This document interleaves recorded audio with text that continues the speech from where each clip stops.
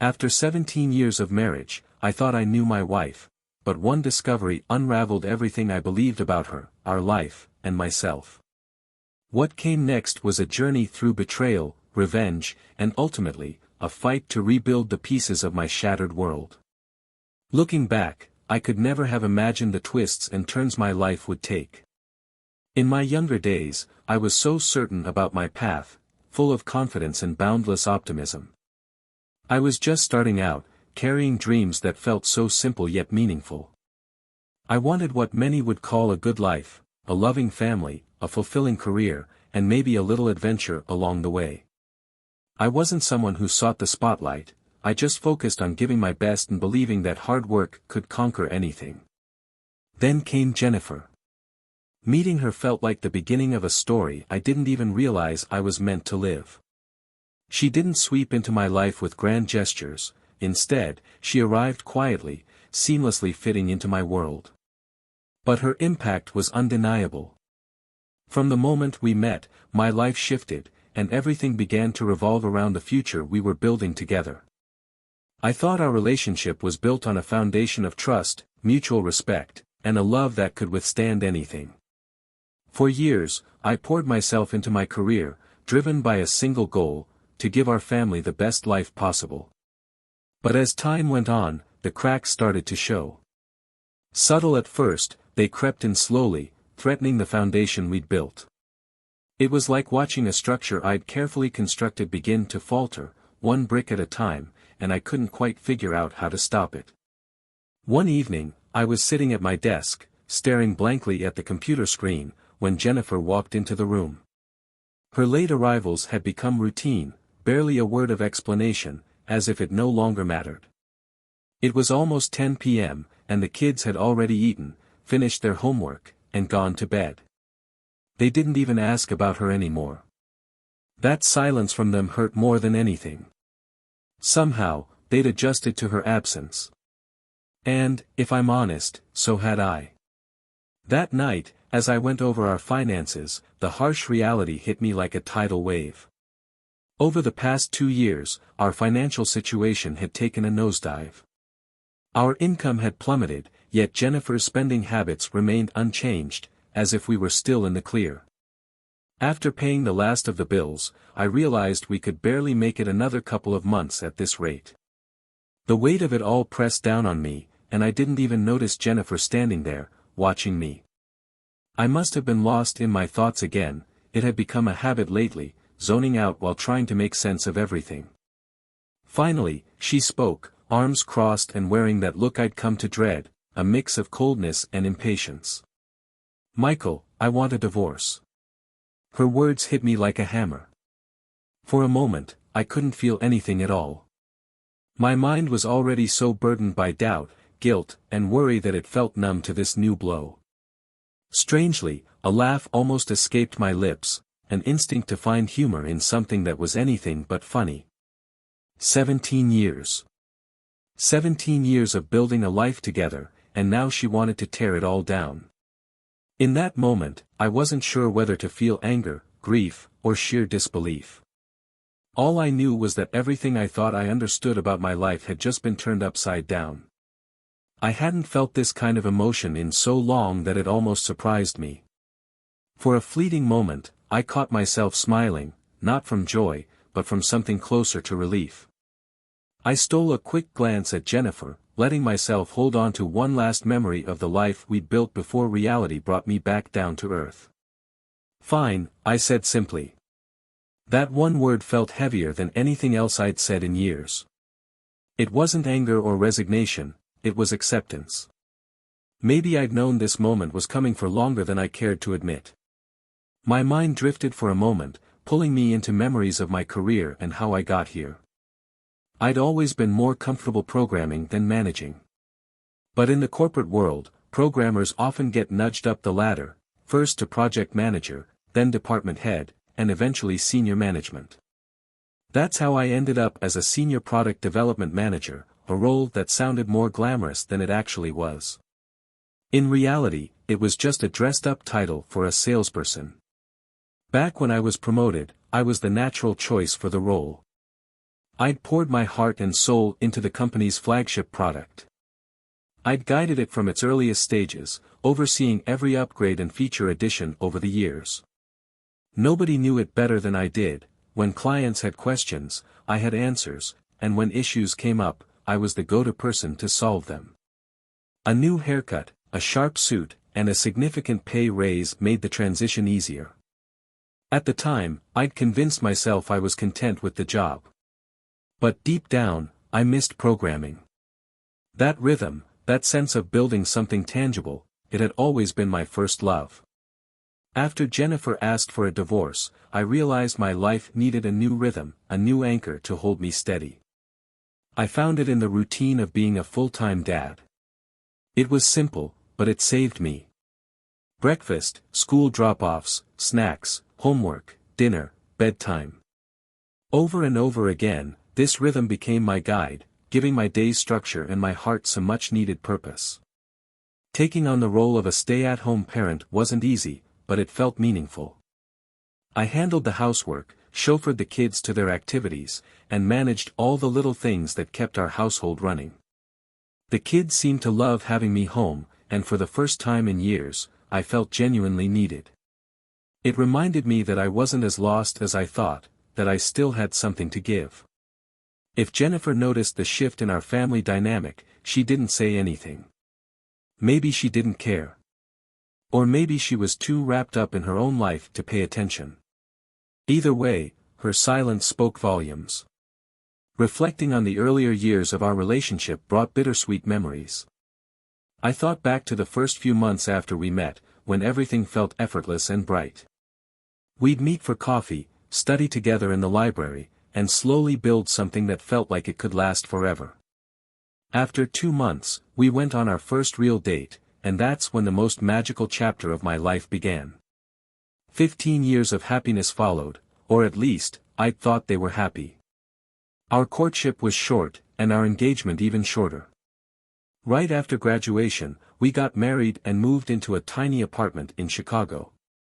We commuted to work together every day, squeezing into packed trains and barely making ends meet. It wasn't glamorous, but it didn't matter. We had each other, and back then, that felt like enough. We laughed at family stories, shared dreams, and promised ourselves we'd keep moving forward no matter what life threw at us.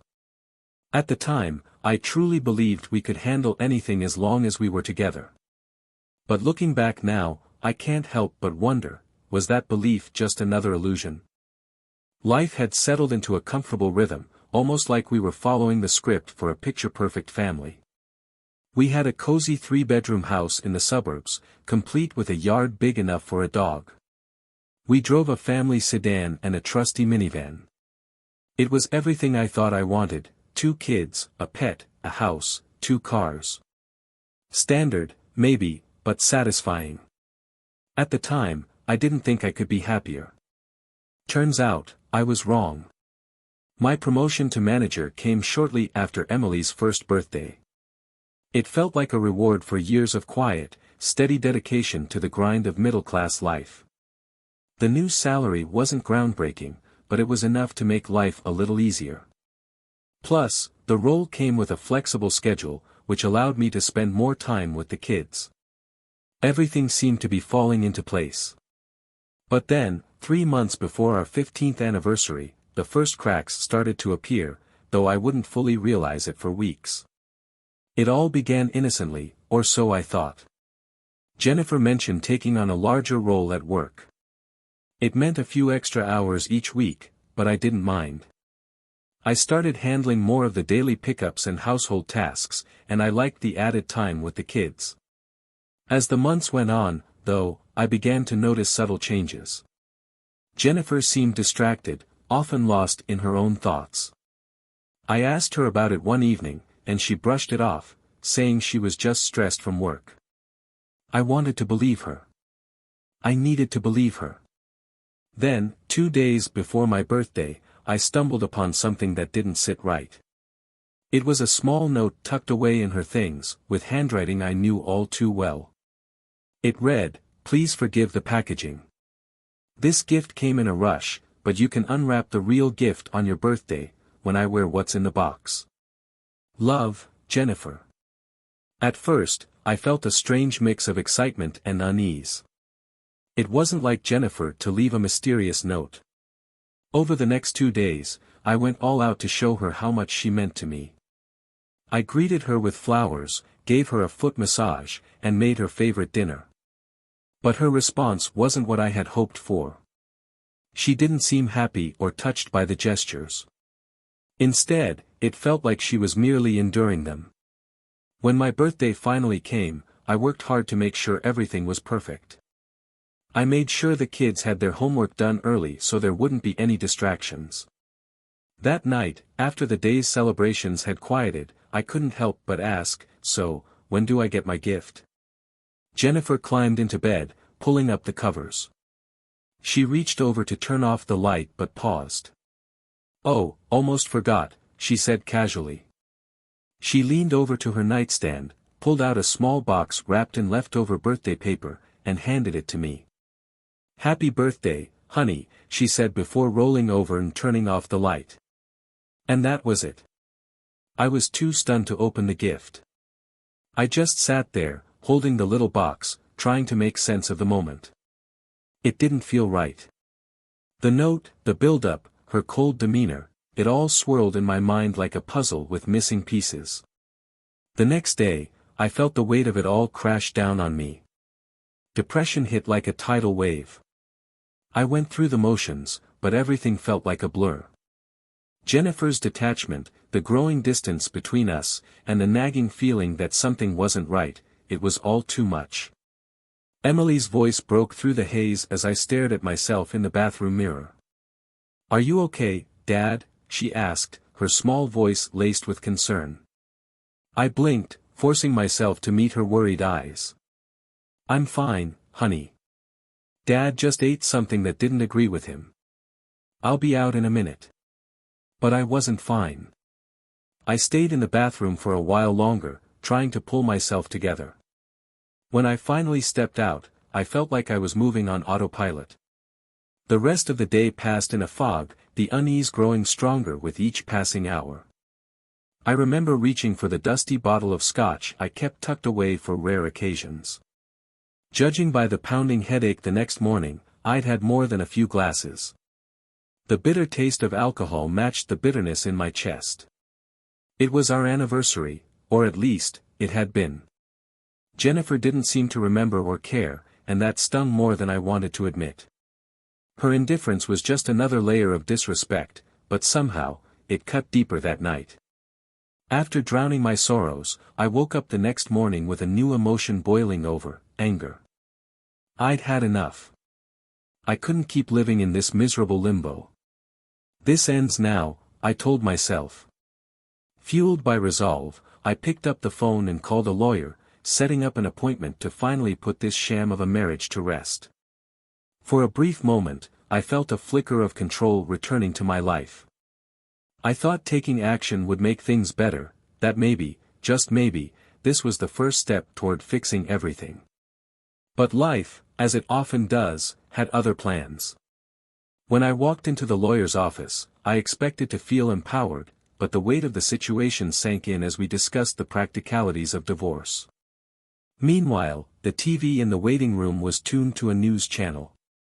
A segment caught my attention, a story about a company on the East Coast that had declared bankruptcy.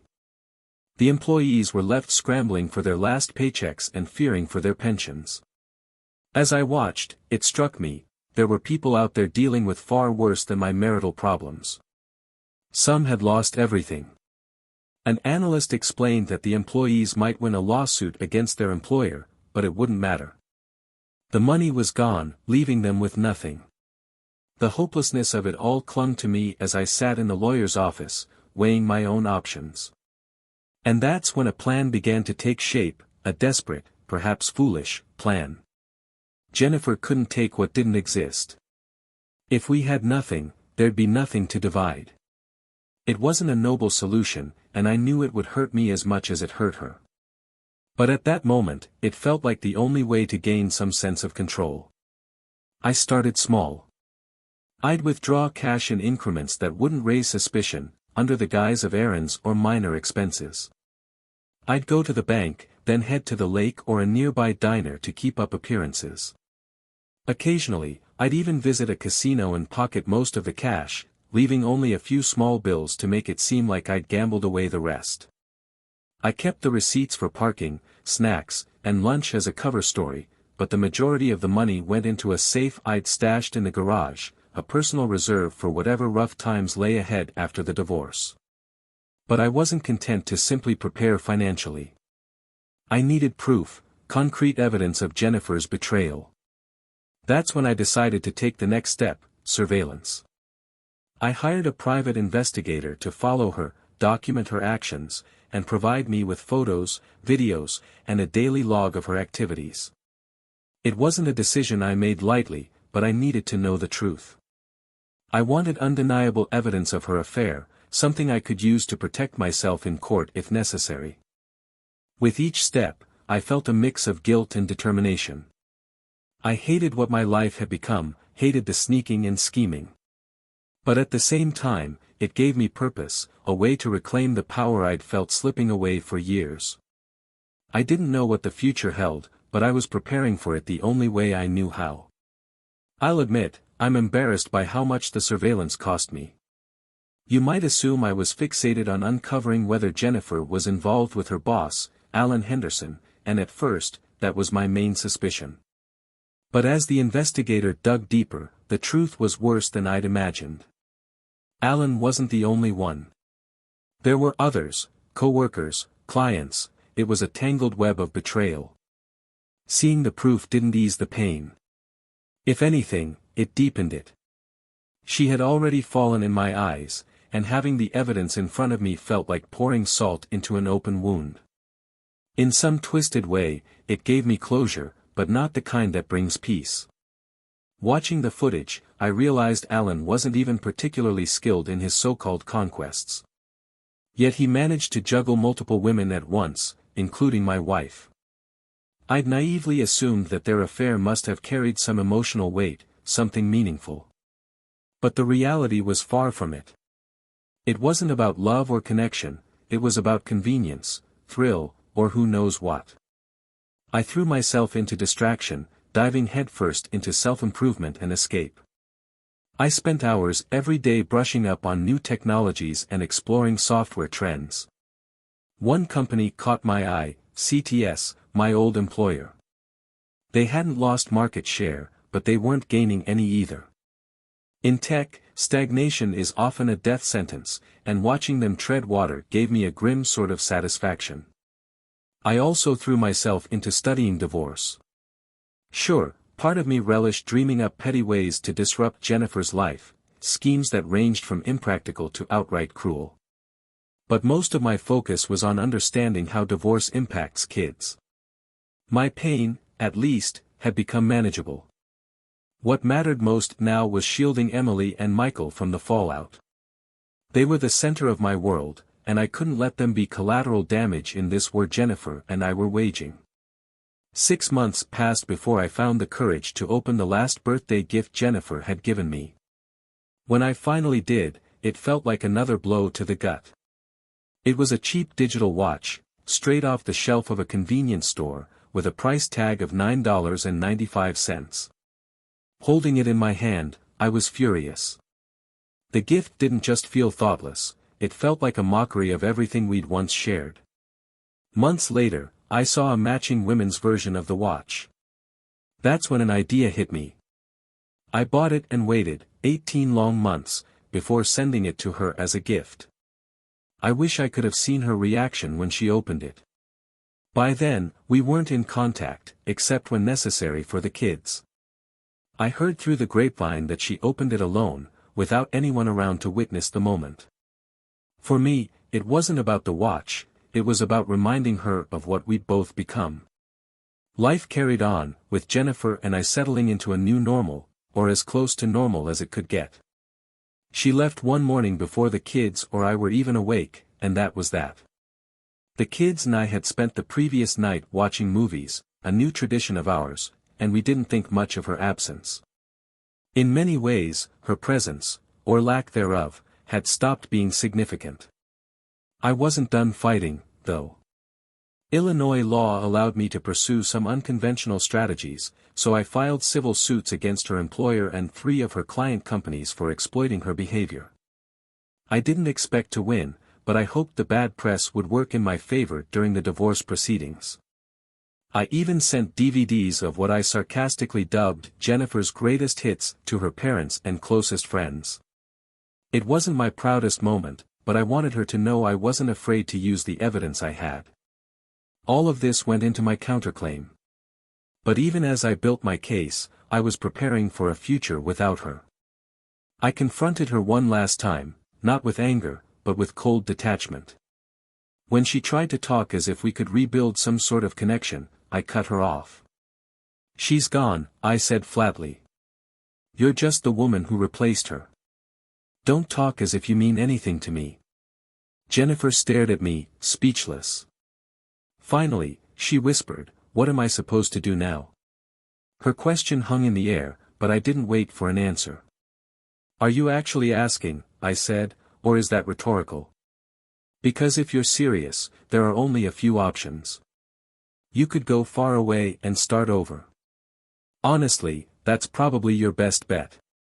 With that, I left her to figure out her next move. For me, the path forward was clear: protect my kids, rebuild my life, and make peace with the wreckage Jennifer had left behind. "I'd recommend leaving," I told her coldly. "I won't allow you to have any real place in our children's lives, so you shouldn't let that weigh on your decision. Or, you could stay here, hoping I keep quiet, but we both know how likely that is." Jennifer didn't respond, and I didn't wait around for her to. I had already started dismantling the life she'd built. My legal actions had set off a chain reaction that rippled through her professional world. Not only did I pursue the lawsuits against her employer and clients, but I also took it a step further. I leaked the details of her affair with Alan Henderson to the media, ensuring the story reached the ears of anyone who mattered. Then, I emailed the CEOs of their remaining client companies, exposing the sordid details about Jennifer, her boss, and their escapades. The results were exactly what I hoped for. Over time, the company's revenue dried up, employees fled to avoid the scandal, and eventually, they filed for bankruptcy.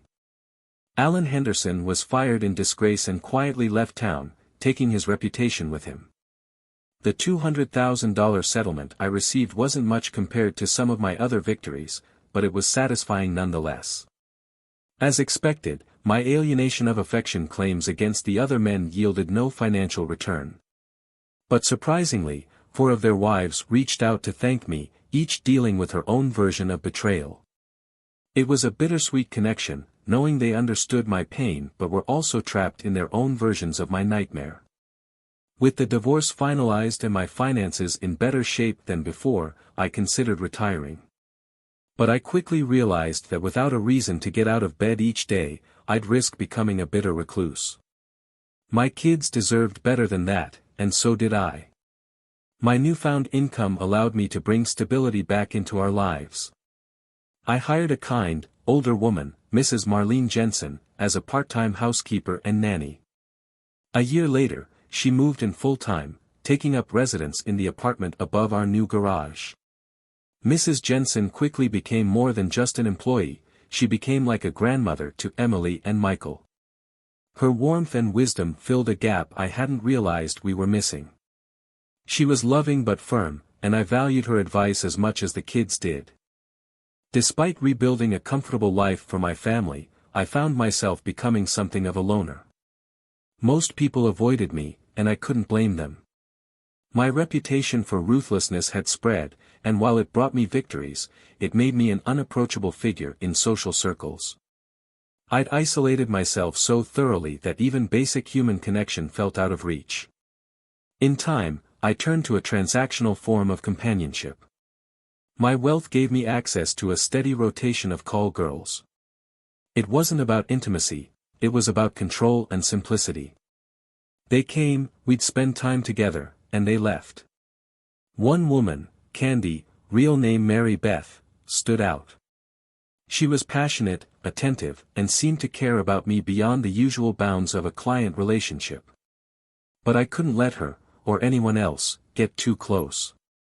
I'd built walls around my life that I had no intention of breaking down. The remnants of Jennifer's presence lingered despite my attempts to erase her from my world. I kept her number in my phone, though I couldn't explain why. The messages piled up over time: apologies, pleas for understanding, declarations of love. I could have changed my number or blocked her entirely, but I didn't. Maybe some part of me wanted to hold on to the pain, to remind myself of what I'd endured. Jennifer often claimed she'd always loved me, that she had suffered enough for her mistakes. But her words meant nothing to me. Whatever bond we once had was broken beyond repair. Her suffering was her own burden to carry, and I had no intention of lightening it for her. Over the years, I rebuilt my life piece by piece. My kids brought me purpose, and Mrs. Jensen brought balance to our home. Yet, in the quiet moments, I couldn't help but wonder if I'd walled myself off too completely. Had I rebuilt a life that was stable but devoid of connection? It was a question I never answered, and as the years passed, it seemed too late to try. In response to one of Jennifer's many attempts at reconciliation, I decided to send her a parting gift of my own. It wasn't out of kindness, more like a final nail in the coffin of whatever connection we once had. I bought the most revealing piece of lingerie I could find and included a short, cutting note: "Maybe you'll finally find someone who appreciates this." It was the last direct communication I ever had with her. The details of Jennifer's life after our divorce were sparse, but I heard through the grapevine that she'd taken a job cleaning rooms at a roadside motel in rural Virginia, over 700 miles away. Her fall from grace was stark, and though I felt no pity, I didn't gloat either. She had made her choices, and now she was living with them. The only time I saw her again was 16 years later, at our daughter Emily's wedding. By then, the kids had reconnected with their mother after graduating college, something I never interfered with. They were adults and had the right to forge their own paths. Still, seeing Jennifer again after so many years was jarring. Time hadn't been kind to her. She had gained weight, deep lines etched her face, and the smell of cigarettes clung faintly to her, evidence of a habit she'd picked up after we parted. She looked worn down and old. And yet, somewhere beneath the years and mistakes, I caught glimpses of the woman I'd once loved. As the wedding festivities ended, Jennifer stood outside, waving goodbye to the newlyweds. I tried not to look back as my car pulled away, but in the rearview mirror, I caught sight of her still waving, her figure growing smaller with each passing second. There was no triumph in that moment, only a bittersweet acceptance of how far we drifted from the lives we once imagined. Meeting Michael Smith had been one of the most pivotal moments of my life, though he wasn't the type to catch your attention immediately. He wasn't conventionally handsome or flashy, but he was kind, sharp, and thoughtful in a way that lingered long after our conversations ended. It happened during one of my worst nights in college. I'd been left stranded at a frat party, abandoned by my sorority sisters, who had paired off with random guys. After 2 hours of dodging drunken advances, Michael approached me. He introduced himself with a calm, steady demeanor that immediately put me at ease. He didn't hit on me or try to impress me; instead, he offered me a seat and asked if I wanted to step outside for some air. From that moment, something about him felt different. He asked questions that no one else ever thought to ask, about my family, my dreams, and the small things that made me happy. And in turn, he was open when I asked about his life. One day, I asked him what he feared most. After a pause, he admitted, "I'm afraid I won't be a good father." He explained that as an only child who'd lost his parents in high school and was raised by a distant uncle, he had little experience with a supportive family. He dreamed of marrying and having kids but worried he wouldn't know how to be the kind of father they'd deserve. He looked at me, waiting for judgment, but I smiled and simply said, acknowledging that fear means you'll try harder than most. My response seemed to lift a weight off his shoulders, and from then on, our bond deepened. Our courtship was a blend of simplicity and magic. Michael wasn't one for grand gestures, but every small act felt meaningful. Thoughtful notes, coffee dates, and conversations that ran late into the night made our connection undeniable. One day, he nervously asked me out for dinner, officially as a date, he clarified. I said yes, and the grin that spread across his face was unforgettable. From that point on, everything seemed to fall into place. Eventually, Michael proposed in the most breathtaking way. After a romantic Italian dinner, he took me to the Willis Tower skydeck in Chicago. As we stood overlooking the glittering skyline, he shared something that made the moment even more special. I asked your father's permission to marry you, he said. Then, he got down on one knee and asked me to be his wife. The view was stunning, but it couldn't compare to the joy I felt in that moment. It was the kind of happiness that mirrored the skyline itself, vast, sparkling, and full of possibilities. During college, working as a maid had felt like a minor embarrassment, something that set me apart from my sorority sisters, who seemed to glide through life with effortless ease. But as time passed, I began to see it as something more meaningful. It taught me humility and resilience, qualities I didn't realize I'd need so much in the years to come. And then, when I met Michael, my perspective shifted entirely. Michael was equally inexperienced with the world in some ways, yet he was thoughtful and open in a way that made me feel understood. With him, I didn't need to prove anything or hide who I was. We built a life together that felt steady and safe, though over time, that very stability began to feel stifling. I started to feel a yearning, not for someone else, but for something of my own. I didn't want a lover. I loved my husband deeply and felt fulfilled in our relationship, though I couldn't deny that our love life had grown a bit predictable.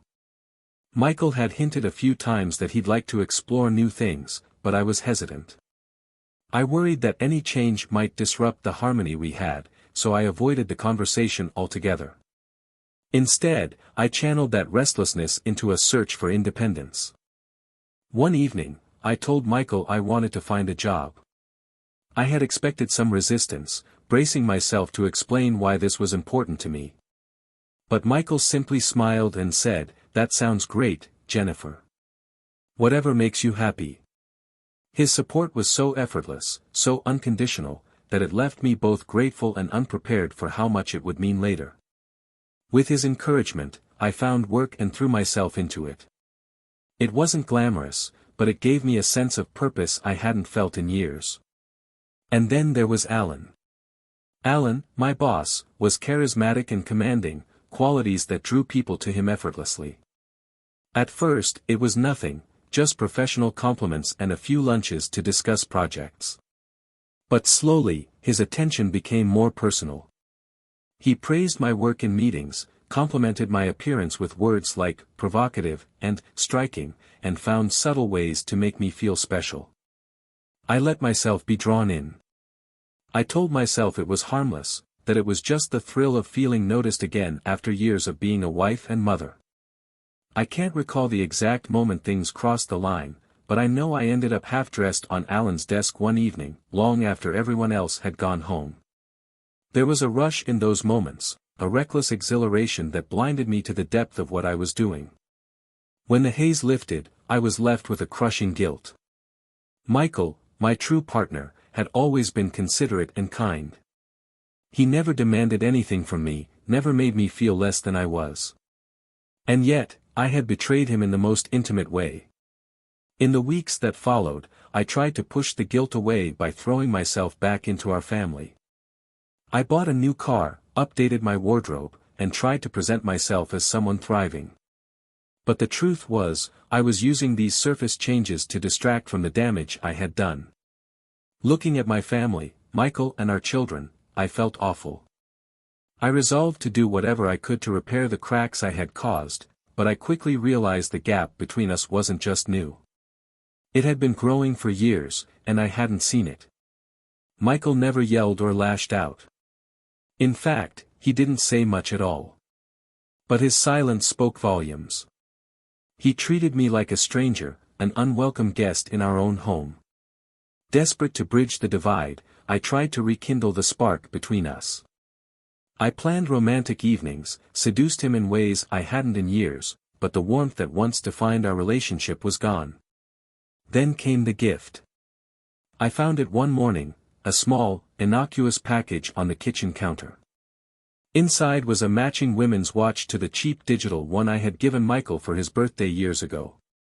The realization hit me like a brick. He was showing me, with cruel symbolism, how far I had fallen in his eyes. I should have seen it as a plea for honesty, a chance to confess everything and ask for forgiveness. But instead, I let anger take over. I told myself Michael was being vindictive, that he was pushing me away on purpose. I stopped focusing on repairing our marriage and started thinking about how to end it. It wasn't until much later, long after the papers were signed and our lives were irreparably divided, that I realized the truth. Michael wasn't vindictive, he was broken. And in my stubbornness, I had lost the only person who ever truly loved me. I spent weeks with my lawyer, poring over every detail of the divorce proceedings, trying to salvage what little I could. But it all felt like trying to hold sand in my hands.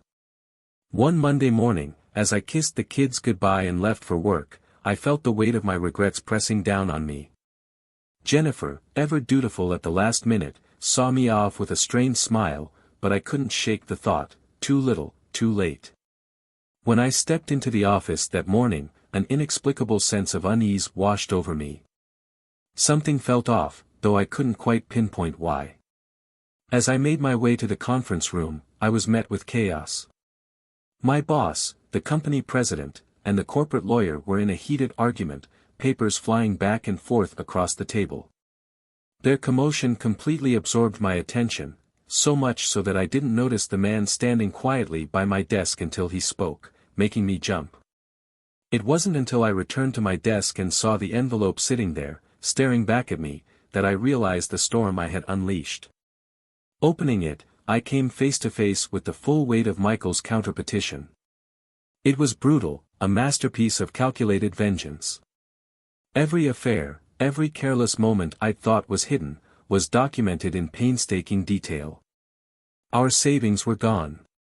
He had spent nearly every penny, likely to ensure I'd leave with nothing. But what hit me hardest wasn't the financial ruin, it was seeing the word infidelity laid out in black and white. It stripped away any illusions I had left about myself, leaving me raw and exposed. I thought things couldn't possibly get worse. But I was wrong. Desperate for support, I called my parents. My father answered but didn't bother with sympathy. His response was cutting and brief. "You're an idiot," he said before hanging up. He didn't need to explain, I already knew. The next week was the loneliest of my life. Friends, family, even casual acquaintances distanced themselves. Jennifer's once flawless reputation had been reduced to a whisper of shame, and I was left to stew in the wreckage. When I finally reached out to Michael, hoping for a shred of civility, his response left no doubt as to how he felt about me. "God, I hope so," he muttered when I mentioned my remorse. It wasn't a conversation, just me voicing my thoughts aloud, but he took the opportunity to launch into a tirade that cut me down with surgical precision. His words left me hollow, and when he was done, he simply turned and walked away. I tried to rebuild some connection in the weeks that followed, hoping for some small redemption. But Michael wouldn't speak to me. I caught glimpses of him occasionally, dropping the kids off at school or picking them up, but that was it. From a distance, they seemed fine, happy even, without me. The unraveling didn't stop there. I later learned from the hospital staff that Robert, one of the men from my office, had confronted Michael. It hadn't gone well. Michael, usually calm and measured, had nearly beaten Robert unconscious. The nurses wouldn't tell me much, but I pieced together enough. Robert had a concussion, internal injuries, and a shattered leg. His face was disfigured. I was horrified. My actions had spiraled out of control, pulling others into the chaos I had created. At my next therapy session, I shared the story, trying to make sense of the mess my life had become. My therapist listened carefully, then began asking questions about Michael. As I talked about him, his childhood as an orphan, his brilliance in software, his devotion to our family, I felt a pang of regret so deep it was hard to breathe. The final time I saw Michael was at our daughter's wedding. The invitation had surprised me, though I wasn't sure if it came from Emily or Michael himself. When he arrived, he looked incredible, polished, confident, just like the man I had once loved and ultimately betrayed. Seeing him stirred a wave of nerves that left me unsteady. When he approached me, I braced myself for one last biting remark. But before he could speak, I beat him to it. "For the record," I said quietly, "you ruined my life first." He glanced down at the modest wedding ring on my finger, a flicker of something, disappointment, pity, crossing his face. For a moment, I regretted the words, regretted everything. But then he simply nodded, his expression unreadable, and walked away. That was the last time I saw him, the man I'd destroyed, and who, in return, had shattered me just as completely.